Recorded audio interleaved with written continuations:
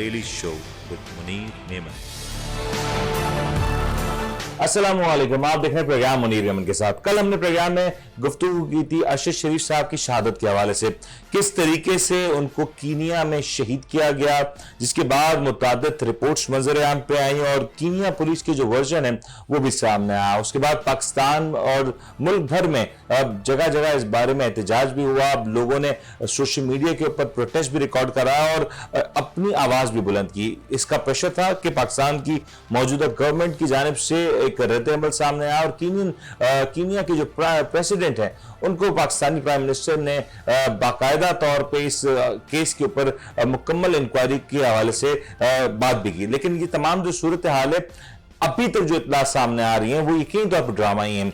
अभी तक जो कीनिया की जो पुलिस है उसके बारे में जो इतलात आ रही हैं वो खुद कीनिया का अपना मीडिया उसको झुटलाता हुआ दिखाई दिया। और ये बात यकीनी तौर पे हम बहैसियत मुसलमान, बहैसियत इंसान, बहैसियत मैं एक अगर सहाफ़ी की तौर पर बात करूं तो ये हम सब के लिए एक बड़ा मुश्किल मरला है कि बड़े सारे सवालात हैं इस पूरे ट्रेल के अंदर। सबसे पहले तो सवाल ये खड़ा होता है कि आखिर वो क्या मुहर्रिकात थे जिसने अरशद शरीफ साहब को मुल्क से दूर जाने पर मजबूर किया।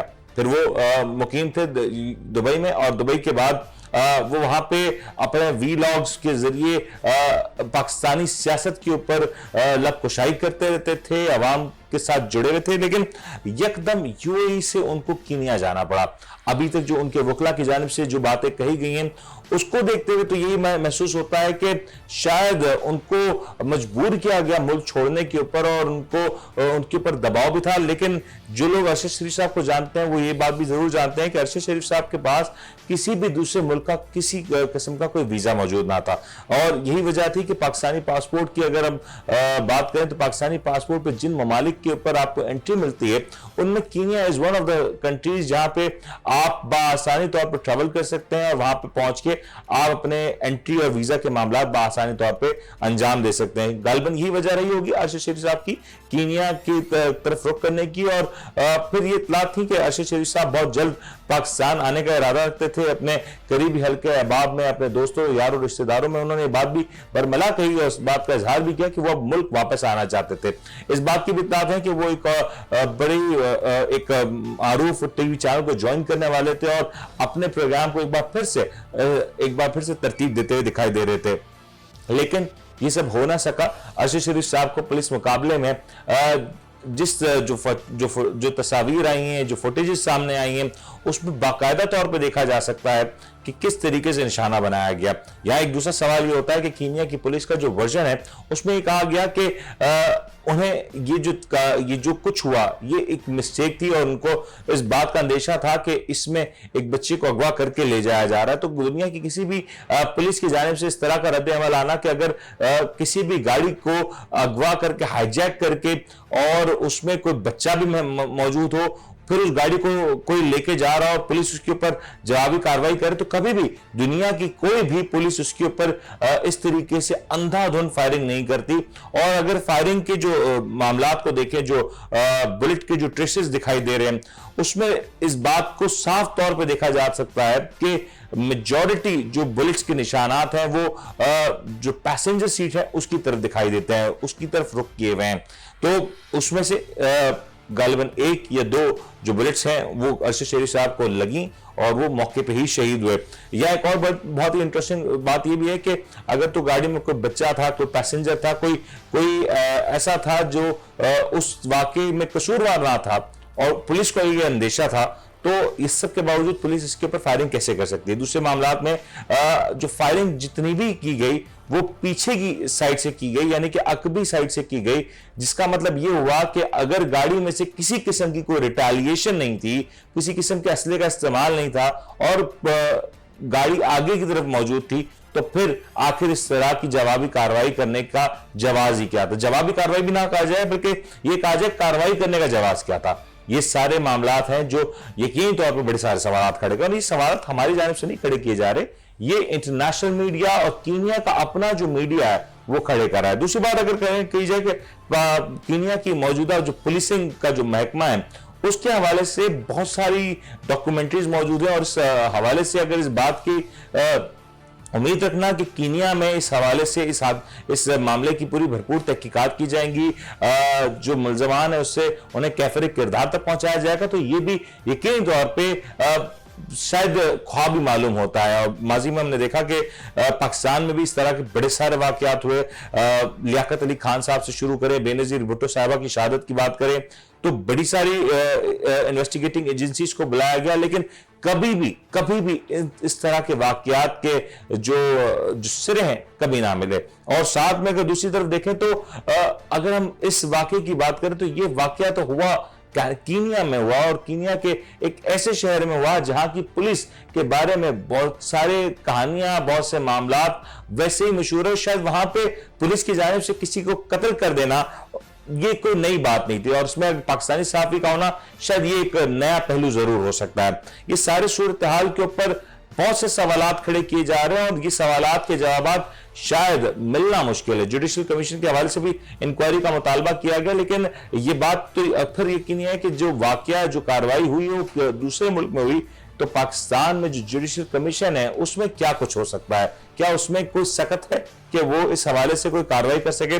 یہ سارے معاملات اپنی جگہ, اور اب جو تازہ ترین ڈیولپمنٹ ہے اس میں یہ کہا جا رہا ہے کہ ارشد شریف صاحب کی جسد خاکی کو, ان کی میت کو باراستہ ہوائی جہاز پاکستان لایا جا رہا ہے. اسلام آباد میں آج رات غالباً ان کا جو میت ہے اس کو پہنچایا جائے گا, اور جمعرات کو نماز جنازہ کے بعد ان کی تدفین کی جائے گی. یہ جو تمام تر صورتحال ہے اس میں سارے جو اگر معاملات کو ڈاٹس کو کنیکٹ کیا جائے, فی الحال یہی محسوس ہوتا ہے کہ شاید یہ معاملہ یہیں دم توڑ دے گا. اس کے اوپر مزید کارروائی ہوتی مزید دکھائی بھی نہیں دے رہی.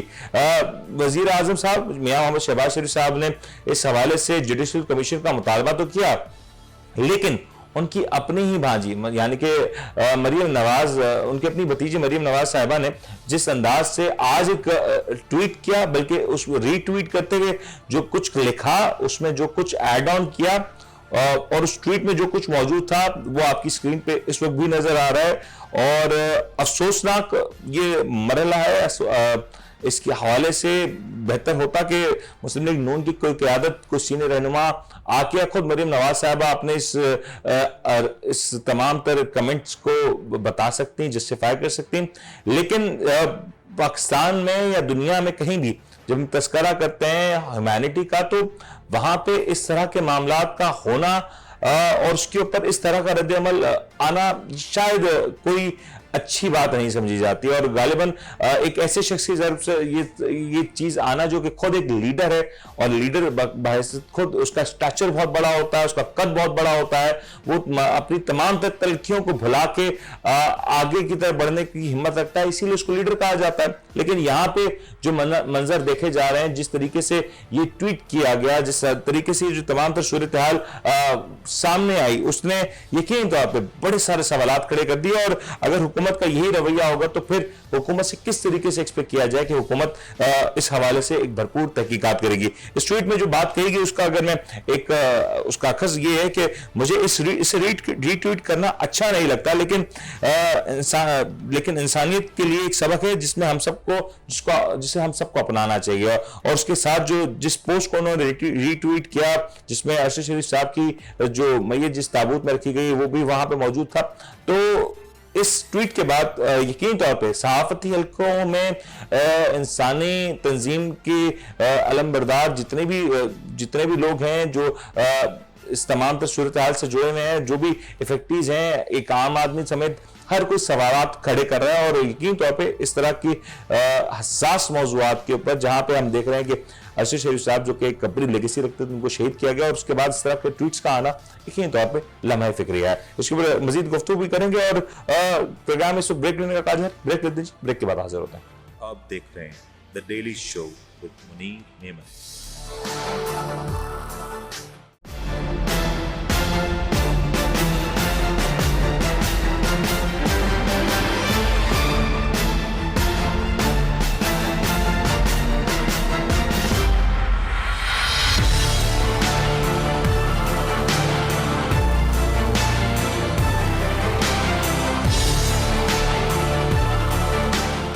آپ دیکھ رہے ہیں the daily show with Munir نعمت.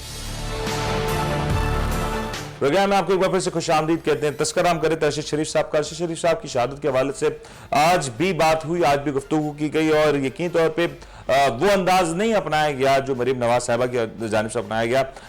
लेकिन मैं तस्करा कर रहा हूँ इमरान खान साहब का, जिन्होंने आज पेशावर में वकला कन्वेंशन से खिताब करते हुए अरशद शरीफ साहब के हवाले से, उनकी शहादत के हवाले से, उनकी सहाफती एतबार से जो कॉन्ट्रीब्यूशंस रही हैं उसके हवाले से गुफ्तगू की। और ना सिर्फ ये तमाम तर मामलात के ऊपर बात की बल्कि लॉन्ग मार्च के हवाले से भी तस्करा किया। और गालिबन लॉन्ग मार्च के हवाले से वो काफ़ी ज़्यादा इस वक्त पुरुमीद नज़र आते हैं।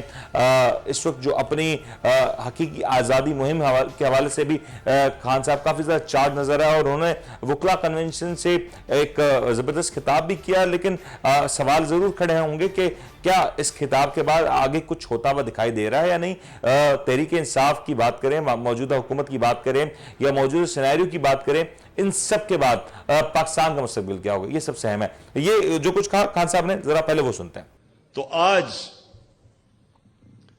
मैं इस रूल ऑफ लॉ के ऊपर सबसे पहले मैं बात करना चाहता हूं अरशद शरीफ की। एक ऐसा आदमी जो भी उसे जानता था, 2 घर में शहादतें हुई थी, मुहिब वतन पाकिस्तानी, शायद ही कोई पाकिस्तान की इतनी दर्द रखता था जितना ये अरशद शरीफ रखता था। हक और सच पे खड़ा होता था। किस लिए? जमीर का सौदा नहीं करता था।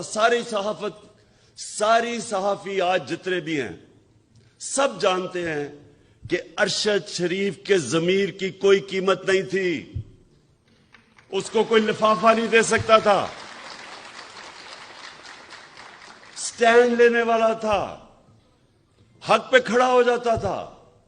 अमर बिल मारूफ, अल्लाह का हुक्म है कि अच्छाई के साथ खड़े हो, बदी के खिलाफ जिहाद करो। माशरे को जिंदा क्या चीज रखती है? जब कौम खड़ी हो जाती है अच्छाई के साथ, जब कौम अच्छाई और बुराई के अंदर फर्क करना खत्म करती है, तबाह हो जाती है कौम। इसलिए अल्लाह ने कुरान में हमें हुक्म दिया हुआ है,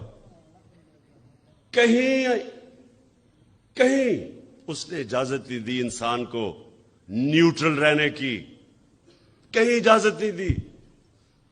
और अरशद शरीफ वो आदमी था जो सच पे खड़ा हो जाता था, पाकिस्तान के इंटरेस्ट के लिए खड़ा हो जाता था।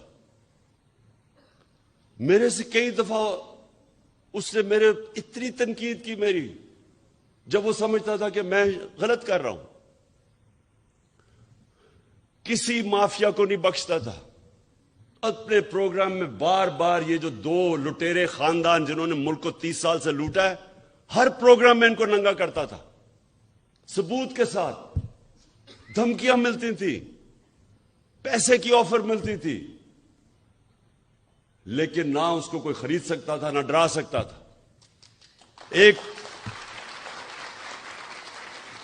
और वो पाकिस्तानी, वो सहाफी जो सारी कौम जानती है कि वो मुल्क के इंटरेस्ट के लिए, मुहिब वतन, जिस आदमी की घर में 2 शहादतें हुई हों,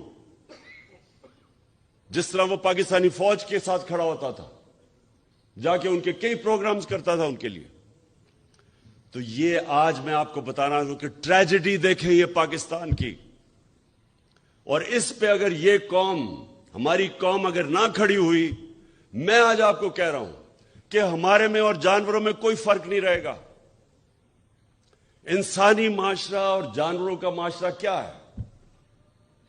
जानवरों का माशरा क्या है?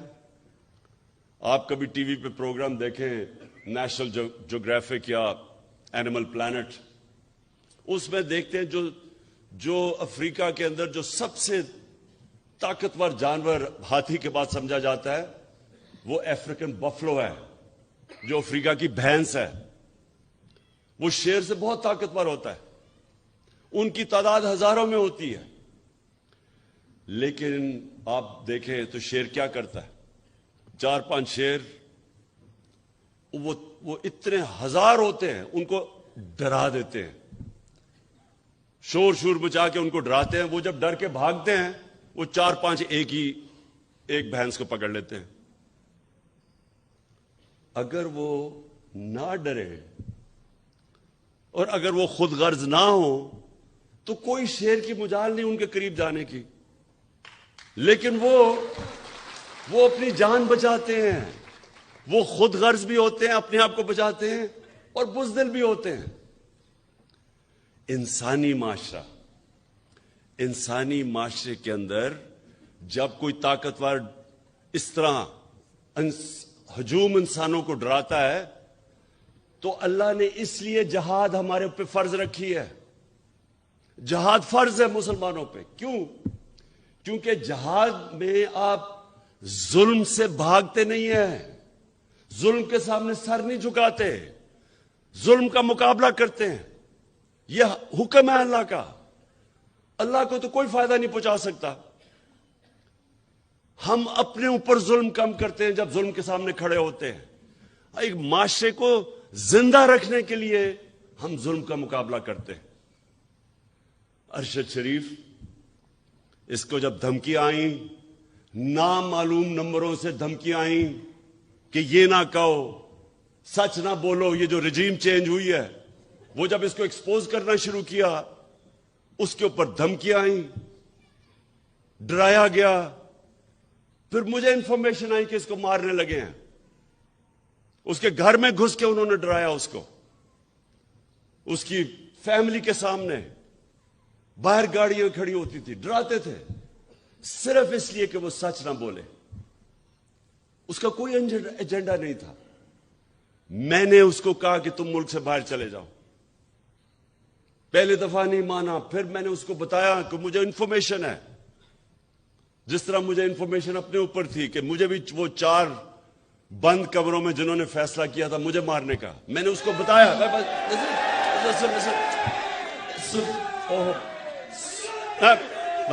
بس دیکھیں، تو وہ جب ملک چھوڑ کے گیا، اس کا ویزا ختم ہونے لگا تھا دبئی کا. یہ واپس بلا رہے تھے اس کو.